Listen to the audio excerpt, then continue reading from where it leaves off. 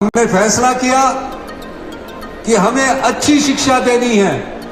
गांव में पढ़ने वाले गरीब माँ बाप का बच्चा जब गांव के स्कूल में, गवर्नमेंट स्कूल में जाता है, उनके कुछ अरमान होते हैं, कुछ सपने होते हैं कि बड़ा होकर मेरा बच्चा मेरी सेवा करेगा, जब मैं बुढ़ापे में मेरी लाठी बनेगी। लेकिन हुआ क्या है, आज बड़ा बच्चा भी वो शिक्षा ग्रहण नहीं कर पा रहा है। हेल्थ में देख लीजिए, एक एक बेड पर दो दो आदमी हैं। क्यों हुआ ये हालत? क्योंकि हमारी सरकारें इस काम को कठिन परिश्रम के साथ नियमों में परिवर्तन करके आगे बढ़ना चाहती है, लेकिन भारतीय जनता पार्टी की सरकार हमें हर कोशिश करती है कि हमारे हर काम पर अड़ंगा लाए। मैं ये भी कहना चाहता हूं, हमने 1,36,000 सरकारी कर्मचारियों को ओल्ड पेंशन स्कीम दी। क्यों दी? राजनीतिक फायदे के लिए नहीं दी। राजनीतिक फायदा लेना होता तो 2027 में चुनाव है, पहली कैबिनेट में क्यों दी? हम खुद कर्मचारी के बेटे हैं। आज मेरी मां स्वाभिमान से कहती है कि मुझे मेरे पति की पेंशन मिलती है, उसको वो अपनी पुरानी जेब से यहाँ से 500 रुपये निकाल कर आज भी अपने बेटे को देती है। क्यों? कि उसका आत्मसम्मान जिंदा है। इसलिए मैंने सरकारी कर्मचारियों को और अधिकारियों को ओल्ड पेंशन स्कीम से नवाजा। और भारतीय जनता पार्टी की सरकार ने क्या किया? भारतीय जनता पार्टी की सरकार ने जो आपका ईपीएफ अंशदान है, जो सरकार का अंशदान है 9500 करोड़ रोक के रखा है। पिछले कल हिमाचल की बड़ी चर्चा हुई, देश के प्रधानमंत्री ने बोला कि हम सरकारी कर्मचारियों को वेतन तक नहीं दे सक रहे। हिंदुस्तान में हिमाचल प्रदेश ऐसा पहला राज्य होगा, हिंदुस्तान में हिमाचल प्रदेश पहला ऐसा राज्य होगा जहां एक महीने में 2 पे दी गई है, 2 वेतन दिए गए हैं। पहली को भी दिया और 28 तारीख को भी दिया। फिर झूठ क्यों बोल रहे हैं? झूठ बोलना इनकी आदत हो गई है, और झूठ बोलकर राजनीतिक रेटियां सेकना गलत बात है।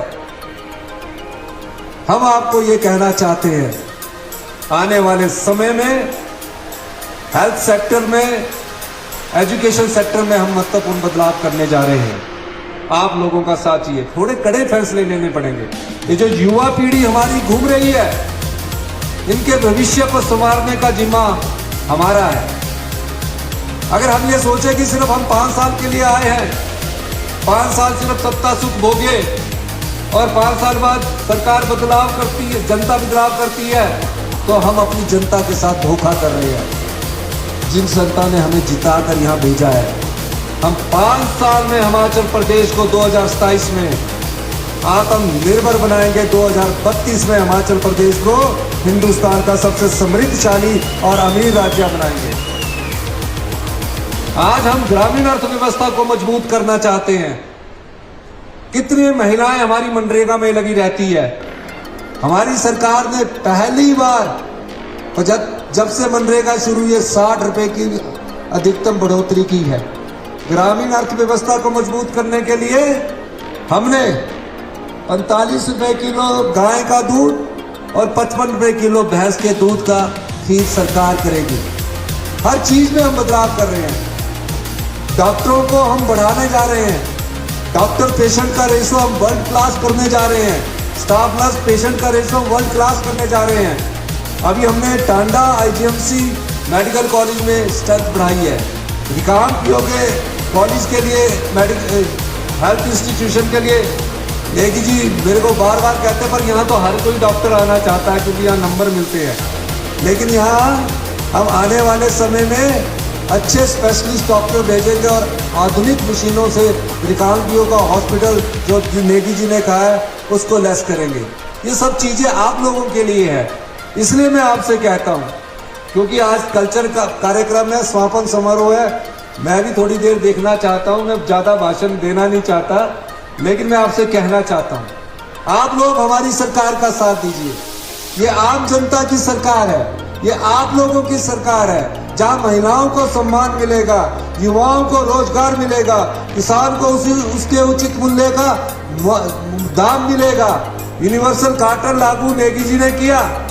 आज यूनिवर्सल कार्टन से कितने किसानों को फायदा हो रहा है? ये सब चीजें आप लोगों के लिए है।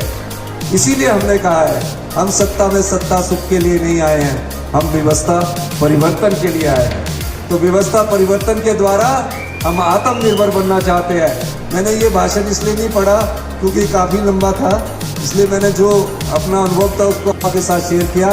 इन्हीं शब्दों के साथ मैं एक बार फिर से किन्नौर की सभी जनता का धन्यवाद करता हूँ। और युवा पीढ़ी काफ़ी देर से नाचने का पीछे इंतजार कर रही होगी, आपके बीच ज़्यादा देर ना रहता हुआ जो आप हमारे किन्नौर के गायक हैं उनसे मिलने, उनकी आवाज़ सुनने के लिए हम भी उनका इंतजार कर रहे हैं। हम आपके बीच में ज़्यादा देर ना रहते। आप सबका धन्यवाद। जय हिंद, जय भारत।